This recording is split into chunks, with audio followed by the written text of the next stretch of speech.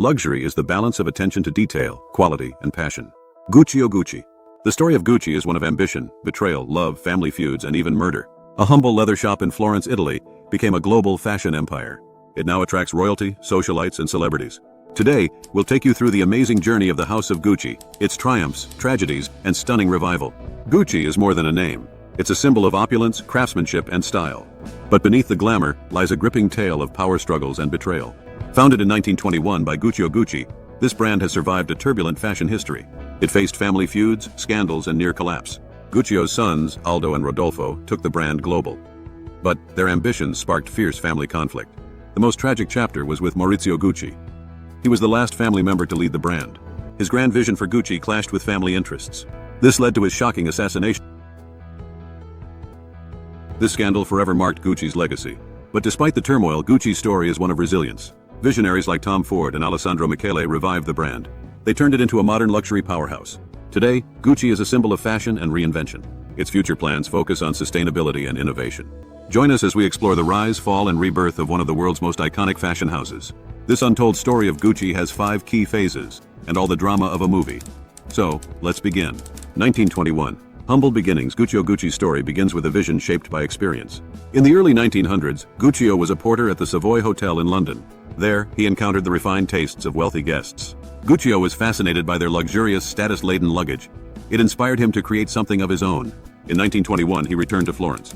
With his savings, he opened a small shop selling fine leather goods and luggage. But success didn't come overnight. In those early years, Guccio's shop served mainly European travelers and American tourists. He focused on quality. He wanted to blend Italian artisans' fine leather skills with London's elegance. His attention to detail paid off. Wealthy tourists in Florence noticed his products, and word of mouth spread. One incident that highlights Guccio's dedication occurred when a high-profile customer requested a custom luggage set for a trip across Europe. Guccio and his artisans worked tirelessly to meet the client's high standards, using only the best materials. The work was so well received that the client introduced it to European aristocrats and international buyers. This further elevated the brand's reputation. By the late 1920s, Gucci's name had become synonymous with luxury and quality. His signature products were already setting trends. They were finely crafted handbags and intricate luggage. However, the Great Depression would soon test Guccio's resilience. Its financial instability loomed. Let's dive into the learnings from this phase of Gucci's story. Key takeaway 1. Vision is born from observation. Guccio was a porter. His work exposed him to luxury, so he used it to start a business. 2. Dedication to craftsmanship builds reputation. Gucci's early focus on quality and detail set his shop apart. It became a destination for wealthy clients. 3. Success comes from persistence. Guccio Gucci faced a tough journey, but his dedication to his customers earned him a loyal base. This loyalty laid the foundation for Gucci's rise as a luxury brand. 50s, 1970s. Iconic designs and global expansion. By the 1950s, Gucci was flourishing. But it was the vision of Guccio's sons that propelled the brand into the global spotlight. They were Aldo, Rodolfo, and Vasco. Aldo, the marketer and force behind the family business, led the expansion.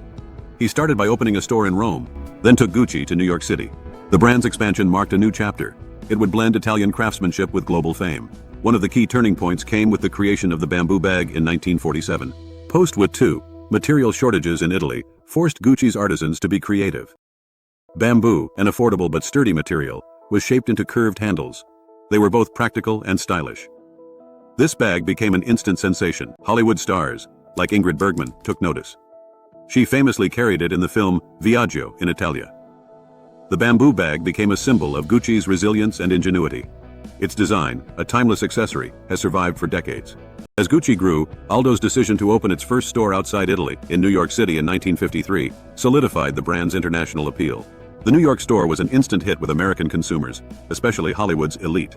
As the 1960s and 1970s rolled on, Gucci continued to innovate. The signature GG logo, designed in 1964 as a tribute to Guccio Gucci, became a hallmark of the brand.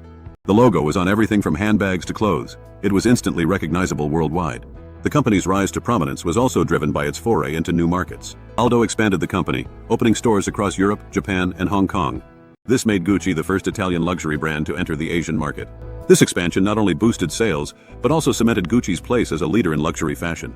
Aldo's vision turned Gucci from a local leather goods store into a global fashion empire. Its bags, shoes, and accessories became symbols of wealth and celebrity status. Key learning. 1. Innovation under pressure. The bamboo bag's creation proves that, despite material shortages, creativity and resilience can lead to success.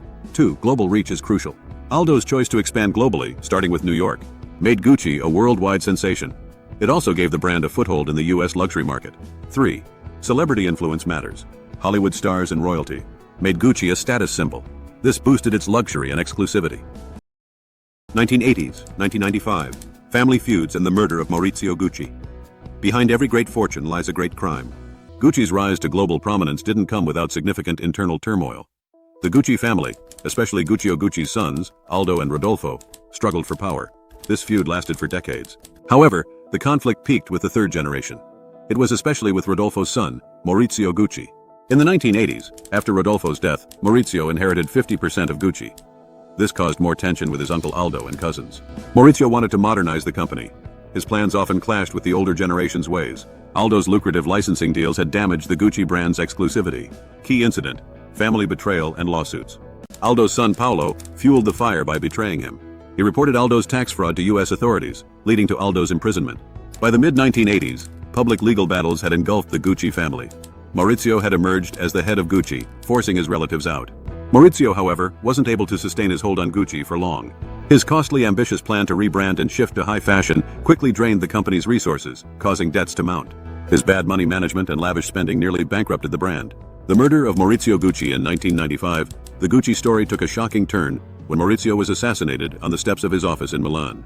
The culprit, his ex-wife Patrizia Reggiani, resented Maurizio after their bitter divorce. Patrizia was later convicted of hiring a hitman to kill Maurizio.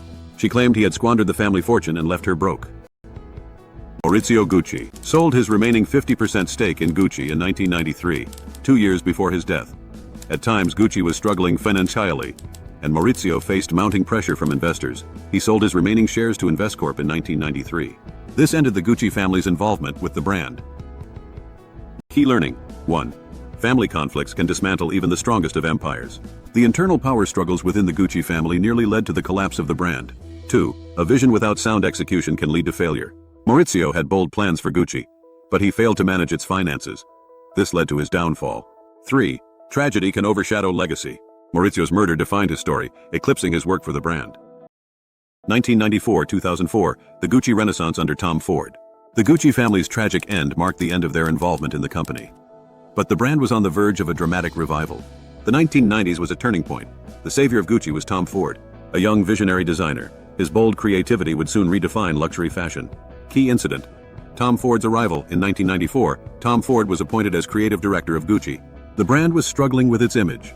It was overextended by licensing deals and lacked a clear direction. Ford's arrival changed everything. His design philosophy was bold, sexy, and modern. It focused on clean lines, provocative looks, and glamorous materials.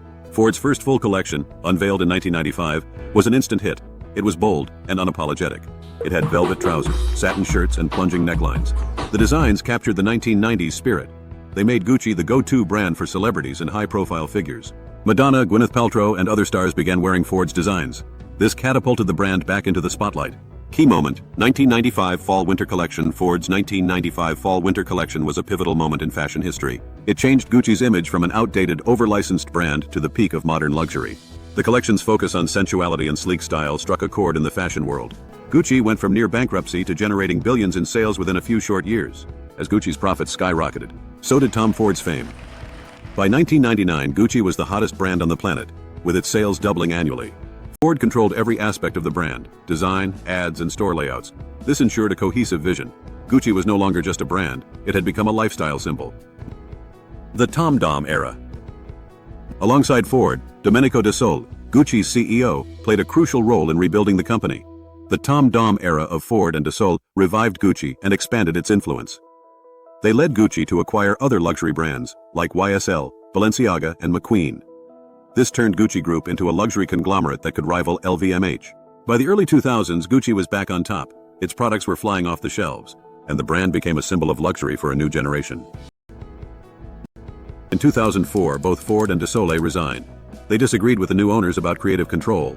Their departure ended an era, but they left a legacy of innovation and success. Key learning: 1. Reinvention is critical for survival. Tom Ford's bold designs made Gucci a symbol of modern luxury. They proved that reinvention can save a brand. 2. A unified vision leads to success. Ford's control of Gucci from design to branding ensured a single, captivating image. It captivated the world. 3. Leadership partnerships matter. Tom Ford and Domenico De Sole's partnership revived Gucci. It showed the power of combining creativity with business. 2015. Present the Gucci revival under Alessandro Michele and the future. After the Tom Dom era, Gucci faced a challenge. It had to stay relevant in the fast-evolving world of fashion. By the mid-2010s, the brand seemed stale. It struggled to connect with millennials. In 2015, Gucci appointed a little-known designer, Alessandro Michele, as creative director. This was a pivotal moment in the brand's history. It wasn't just a revival, it was a radical reinvention. The vision of Alessandro Michele.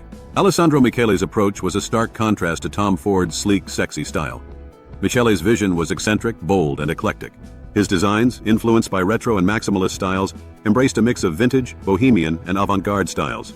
Michele's first collection, launched a week after his appointment, featured whimsical designs, clashing patterns, oversized silhouettes, and gender-fluid clothing. The shift was shocking, but instantly captivating. Gucci was no longer just a luxury brand. It became a bold statement of individuality and self-expression. Key moment: Spring 2016 ready-to-wear collection. Michelle's Spring 2016 ready-to-wear collection solidified his vision for Gucci. The collection had vibrant colors, embroidered animals, and floral motifs. It also had a strong 1970s vibe. It redefined 21st century luxury. The bold break from fashion trends drew a younger, millennial, and Gen Z audience. Michele's Gucci was fresh and creative. It took risks. It embraced both art and fashion. Gender fluidity and inclusivity. Michele's biggest contribution to Gucci is his support for gender fluidity in fashion. By removing rigid gender lines in his collections, Michele challenged traditional fashion norms. People wore floral suits, sheer blouses, and bold accessories. This blurred the lines between menswear and womenswear. Gucci became known for gender-neutral fashion. It resonated with a generation pushing for inclusivity and breaking societal norms. In 2017, Gucci made headlines with its gender-fluid fashion show. Models of all genders wore outfits from tailored suits to flowing dresses. The look celebrated individuality. This show was more than a fashion moment. It was a cultural statement. It positioned Gucci as a progressive brand, leading the inclusivity conversation. Sustainability and ethical fashion. Gucci's modern revival includes sustainability as a key part of its long-term strategy. In 2015, Gucci launched its Culture of Purpose initiative. It's a 10-year plan to cut its environmental impact and promote ethical production. The brand promised to use 100% sustainable materials by 2025. It also aims to cut carbon emissions by 40% and fully trace raw materials. Michele's vision for sustainable fashion aligns with a shift in the industry. In 2017, Gucci made a bold decision to go completely fur-free. This was a significant move in the luxury industry, where fur had long been a status symbol. By eliminating fur from its collections, Gucci showed a commitment to ethical fashion. This led other luxury brands to follow suit. The future of Gucci: digital innovation and sustainability. Looking to the future, Gucci continues to push boundaries. Michele's vision has expanded the brand's digital presence. It is now a leader in luxury e-commerce. Gucci's social media strategy targets millennials and Gen Z. It has millions of followers on Instagram, Twitter, and TikTok. This has built a loyal following. Michele has embraced slow fashion. She urges consumers to value longevity and craftsmanship over disposable trends. Gucci's circular fashion efforts, like the Equilibrium platform, show its commitment to reducing waste and creating a sustainable future.